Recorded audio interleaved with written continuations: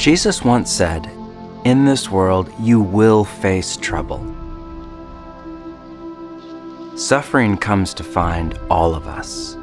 The loss of a loved one, a cancer diagnosis, the breakdown of a relationship. And over time, emotional pain accumulates in our soul. We carry our history in our body and live our past in our present. And all too often, our unhealed emotional pain sabotages our spiritual formation into people of love. When pain and suffering come knocking on our door, what do we do?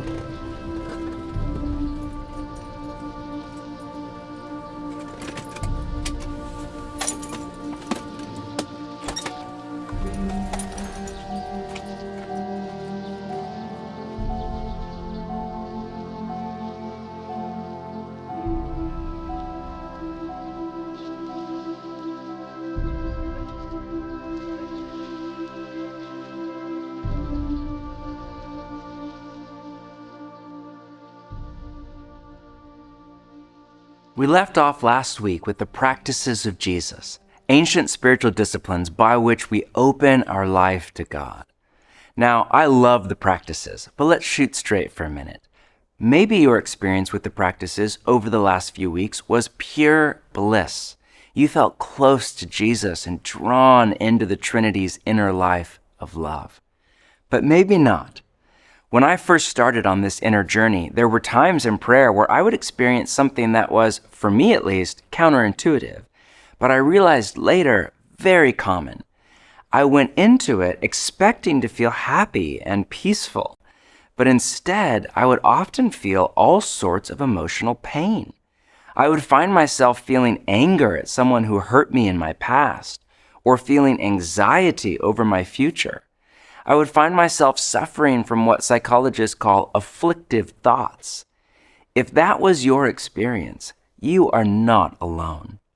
Often what happens in the practices is when we slow down and come to quiet before God, all our undigested emotional pain that we've pushed down in the busyness of life, it comes up from the shadow to the surface of our heart. The Cistercian monk Thomas Keating said that the first thing that comes up in quiet prayer is what he called the unloading of the unconscious. He writes, when we commit ourselves to the spiritual journey, the first thing the Spirit does is to start removing the emotional junk of a lifetime that is inside of us. When this happens, it does not mean that you're bad at the practices. This is all part of the process of spiritual formation. The practices are not a religious formula to habit stack our way to Christ-like character. Rather, the practices create time and space for the unprocessed emotional pain of a lifetime, from our childhood wounds from 20 years ago to a passing slight from a coworker the day before, to come out of the shadows and into the light where they can be healed. In the therapy world, they call emotional pain a trailhead. Pain is an invitation from your soul to explore a path in your story, to follow it down to its origin point in search of healing. Think about the role of pain in the body. When you get hurt, pain is kind of your body's way of getting you to key in on a part of you in need of attention, healing, and love. The pain is a signal to your mind something is wrong in your body and in need of healing. Emotional pain is very similar. It's often a signal from our soul that some aspect of our person is in need of attention, healing, and love. The problem is, the modern world does not know how to deal with pain. There are three common cultural responses to emotional pain. The first is to deny. You just deny that you have pain. This is the most popular response in a lot of Christian circles because it's so easy for us to spiritualize our denial as faith in God. The psychologist John Welwood called this spiritual bypassing, which he defined as a tendency to use spiritual ideas and practices to sidestep or avoid facing unresolved emotional issues, psychological wounds, and unfinished developmental tasks. It is a futile attempt to co-opt the Christian theology of hope to skip over our pain and chase the Western life script up and to the right. The thing about denial is, it works incredibly well. It is the most effective of all coping strategies. The problem is, it's a short-term strategy and it's incredibly dangerous. Think of physical pain. If you get hurt and it's not dangerous, your body will likely self-heal. Just give it a few days or weeks. But if you have a pain in your body that won't go away, it's highly likely that something is seriously wrong. And if you deny it or ignore it or pretend it's not real, it could grow and damage you or even kill you long term. Sigmund Freud was wrong about almost everything, but he was right that whatever we refuse to face in our inner lives has the most power over us. Denying any part of our inner life, especially those parts that are in need of a healing touch, always has destructive consequences on us and on others. The second option is you detach. You emotionally disconnect from your feelings. Certain personality types seem to have the ability to cut off their emotional pain. But if we cut off our emotional pain, we inadvertently cut ourselves off to the whole spectrum of emotion, lows and highs. We don't feel sadness, but neither do we feel joy or wonder or gratitude. Of course, the most popular way people deal with their pain is to drug it. Many people literally drug their pain with alcohol or cannabis or pain meds, but most of us drug our pain more figuratively with our cultural narcotic of choice. It could be work or our career, or sex, or romance, or social media, or entertainment, TV and film and video games. It could be anything that is used as a distraction from our pain and our God, rather than a pathway through our pain to God. When we turn to drugs, either literally or figuratively, we feel a momentary relief from our pain, but ultimately we make our anxiety or sadness worse, not better. But none of these ways of dealing with emotional pain are the Jesus way. The Jesus way is to meet God in our pain. What does the Jesus way look like? Let's read from Matthew 26, which is arguably the most painful moment in Jesus' life. It's the night before the cross, when he's feeling the weight of what's coming: Judas' betrayal, his best friend's denial, his disciples' abandonment, his coming rejection, humiliation, torture, and brutal death. What does he do? Does he deny it? It's okay, God has a plan, other people have it way worse. No. Does he detach? It is what it is. No. Does he drug? Hey guys, let's go out for one last night on the town. No. He goes to a quiet place with his closest friends that he can share anything with. And then we read this. Then Jesus went with his disciples to a place called Gethsemane, and he said to them, "Sit here while I go over there and pray." He took Peter and the 2 sons of Zebedee along with him, and he began to be sorrowful and troubled. Then he said to them, "My soul is overwhelmed with sorrow to the point of death. Stay here and keep watch with me." Going a little farther, he fell with his face to the ground and prayed, "My Father, if it is possible, may this cup be taken from me, yet not as I will, but as you will." Notice the line, he began to be sorrowful. Jesus intentionally makes space for all of his feelings of sadness to come up, and he meets God in his pain by offering his feelings up to God in prayer. This practice, what has come to be called lament, is a key feature of what the pastor Pete Scazzero calls emotionally healthy spirituality. Scazzero's thesis is that it is impossible to be spiritually mature while remaining emotionally immature. But emotional health doesn't mean you're happy all the time. Jesus was the most emotionally healthy person to ever live.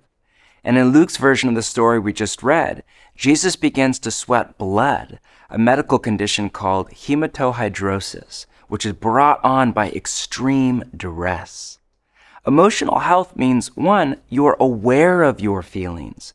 You have the capacity to notice and name your inner life in a spirit of welcome and gentleness. And two, you're not run by your feelings. You have the capacity to sit with your feelings and let your body process them before God in prayer without them causing you to behave in unloving ways. Psychologists call this emotional regulation, and the New Testament calls it self-control. But to become emotionally healthy means we have to go on the inner journey, as some call it, to meet God in our pain. We have to learn how to pray our pain to God and share our pain with each other. This is why so many find therapy to be a key part of the inner journey. Processing our pain with an older, wiser, loving soul can be deeply healing. But through practices like silence and solitude and prayer and therapy and friendship, we make time and space to process our pain and suffering with God and our community. This is often a slow, painful process, but it is the crucible of our formation. Pain and suffering are inevitable in life. Again, Jesus said, "In this world you will face trouble," not may, but will. There is no version of your life where you do not feel emotional pain. The Jesus we follow was himself betrayed, abandoned, falsely accused, unjustly treated, and murdered. The prophet Isaiah called him a man of suffering and familiar with pain. The writer of Hebrews said, "We do not have a high priest who is unable to empathize with our weaknesses, but we have one who has been tempted in every way, just as we are." And while few of us have ever experienced the level of trauma that Jesus did, we have all been hurt, wounded, and thrown into trials and tribulations. Left unhealed, the unresolved emotional pain of a lifetime will sabotage our spiritual formation into people of love. If we allow hurt and anger and bitterness and fear to fester in our soul, it will undermine our best intentions to become like Jesus. Hurt people, as the saying goes. Psychologists give us categories like trauma, attachment, emotional triggers, and more to name the unhealthy patterns that arise from pain and suffering, and in turn ruin relationships and block our transformation. But there is good news. Jesus went on to say, "Be of good cheer. I have overcome the world." Because of Jesus' incarnation, crucifixion, resurrection, and ascension, no pain and suffering is meaningless as it is in a secular worldview, because death and all his friends have been overcome by Jesus, which means the very pain and suffering that can sabotage our spiritual formation can become the secret to our spiritual formation.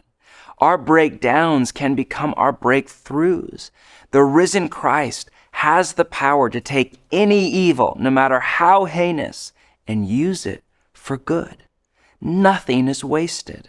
As Paul writes in Romans, we know that in all things God works for the good of those who love him.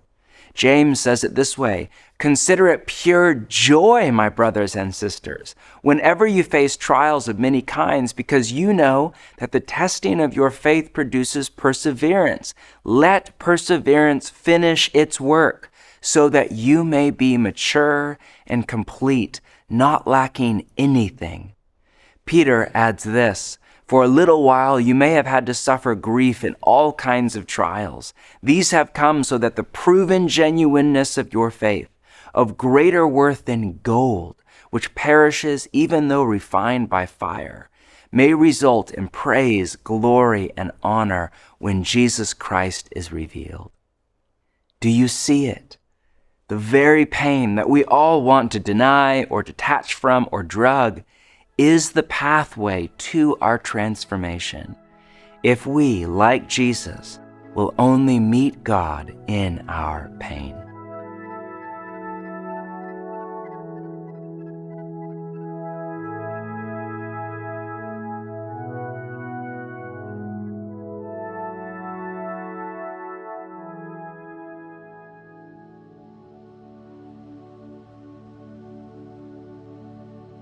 I currently live in Atlanta, originally from Philly. Spent some time in Portland. And I have the honor of working at an organization called Bible Project, where I get to be a professional nerd or an associate research scholar in the traditional type of title. And just trying to help people understand the Bible as a unified story that leads to Jesus. Death is a pretty frequent visitor in my life, but I can't count on two hands how many people that I personally know that are no longer here. And I'm like, okay, God, you gotta show up for me. I found myself really praying, like praying. And in Black culture, when you mean something, you say it twice. you're like, yo, I'm not joking. Like, I'm just joking, you know what I'm saying? But I found myself praying. And what I mean by that, like, I'm literally laying before God, head to the floor, or I'm sitting in my car crying. That's typically where I pray, just sit in my car. And I found myself going like, yo, you gotta do something about this. I'm still on a journey to understand what that means. But if I watched your son through these retellings in this thing that we call the Bible, if I've seen him navigate pain and suffering, how do I pattern that way? Oh, he always talked to you. Okay, so that means I should probably talk to you if he's my rabbi. And so I go, Father, you gotta do something. Like, I know in theory, again, that there's coming a day when all pain, suffering will be eliminated, where tears will be wiped away, where there's no stone unturned when it comes to God's redemption of all things. But until that day, I'm in the here and now. Like, I live outside of the garden. I gotta go to God. And if I don't, I feel lost. Feel very lost. No amount of conversations that I have with family or friends or associates or whatever category of people, there's nothing like when I actually take time to stand with God face to face through prayer. And I'm like, yo, this is how I'm feeling. This sucks. Yeah, I'm a priest. I don't want to fluff them up and give. You know how I feel like Psalm 13, I think it's Psalm 13, when David writes how he's like, yo, this is how I really feel up front. And then he gets into a petition, and then he gets to praise at the end. So much of my theology of suffering and so much of my prayer life has been, let me fluff God up first. Let me give the praise first, like a scapegoat, to really then get to what I want to say and to get to where my honest emotions are. And I've learned through just my experiences and just my under 30 years of life, I gotta go to God.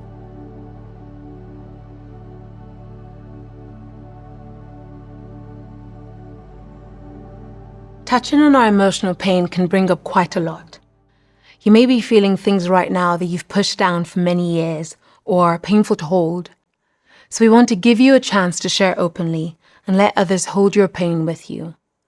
You may not be ready for that, and that's okay. Just be as open and as transparent as you can.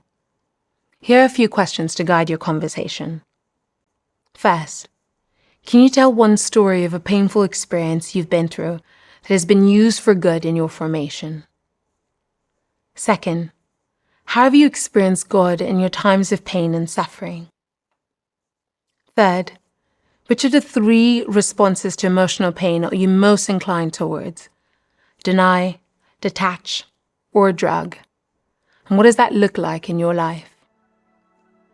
And fourth, what could it look like for you to reorient yourself to the pain in your life as an opportunity to be formed by God? Now let's have a conversation.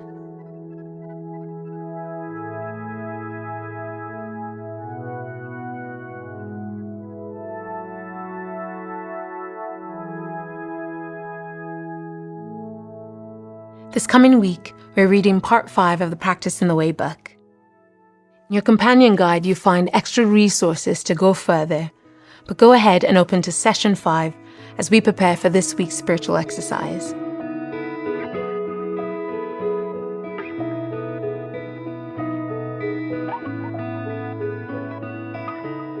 When I've entered into a time of silence with God, there have been times when I have experienced a sense of God's peace, love, and joy.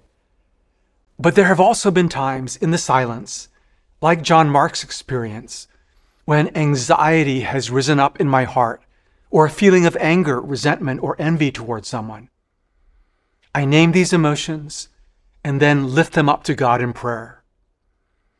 The journey into emotional health involves learning to notice and name our emotions in the presence of God. When we notice and name our feelings, they have less power over us.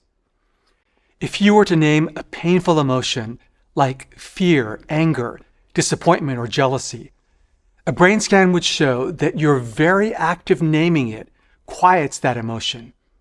This is why psychiatrist Dan Siegel encourages us to name it to tame it. This week, for our practice, we are inviting you during your rhythm of daily prayer to set aside time on a particular day for a specific prayer exercise that we have prepared in your guide called Noticing and Naming Your Emotions. The purpose of this prayer is to bring our emotions to God and to experience His love and presence. Begin by finding a quiet place that's distraction-free without devices to pray. Take a few deep breaths, relax, and center. There are 4 steps to this prayer exercise. First, notice your emotions. Let your emotions rise up within you. Second, name the emotions. Be as specific as possible. Third, feel the emotions. Don't fight the emotions, fret over it, or run from it. When we fight an emotion, it gets bigger, not smaller. Let the emotion rise like a wave, peak, and then pass you by. After 90 seconds, an unimpeded emotion will typically transform on its own. Fourth and finally, offer your feelings to God. Express your emotion to God and entrust your life to Him. You may want to set aside space to name an emotion you are carrying once this week or a few times.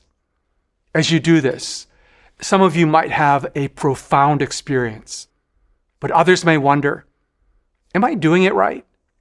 Like most practices, the deepest impact happens over time as the practice becomes part of our life. So don't feel any pressure this week. Give it a try, reflect on it, and then process it with your group in the next session.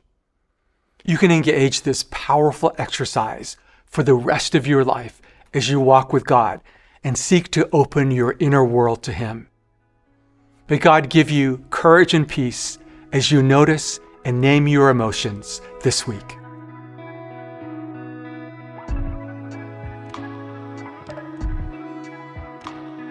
In this episode, we covered these key points. The practices are not a religious formula to habit stack our way into spiritual formation. When we slow down and come to quiet before God, often the first thing that comes up is emotional pain, as our soul begins to process and discharge all the pain and suffering of our life. There are 3 primary ways people deal with pain: deny, detach, or drug.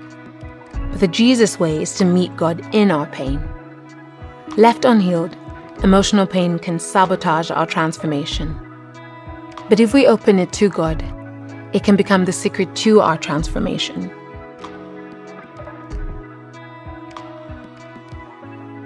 In closing, some of you are in pain right now. The essential question in difficult times is, how do we let our pain and suffering become a portal to God and His transformation? How do we let it form us and not deform us? The answer is, we accept Jesus' invitations. There's a metaphor I find helpful from the Christian psychologist Larry Crabb. Imagine your emotional life like an iceberg. Above the surface is what Dr. Crabb calls the managed life, where our focus is on living by a set of principles to be successful. Our driving question is, how do I look and feel good? But inevitably, we get hurt, betrayed, rejected, let down, and we slip down into what he calls the wounded life, where our driving question is, what can I do to get back to looking and feeling good? Most of our life is here below the surface. And the invitation of Jesus is not to go up and out of our pain, but down and into it, to meet God in our pain, in what Dr. Crabb calls the formed life, where our question becomes, what is God doing through this and in me? That is the question of an apprentice of Jesus. This means we do not need to fear suffering. As Jesus said, do not let your heart be troubled. You don't need to be afraid. You don't need to seek suffering out. It will come and find you. But when it does, if we meet God in it, he can turn all of it for good if we only surrender to him day by day. And we can say with Julian of Norwich, all will be well, and all manner of thing will be well.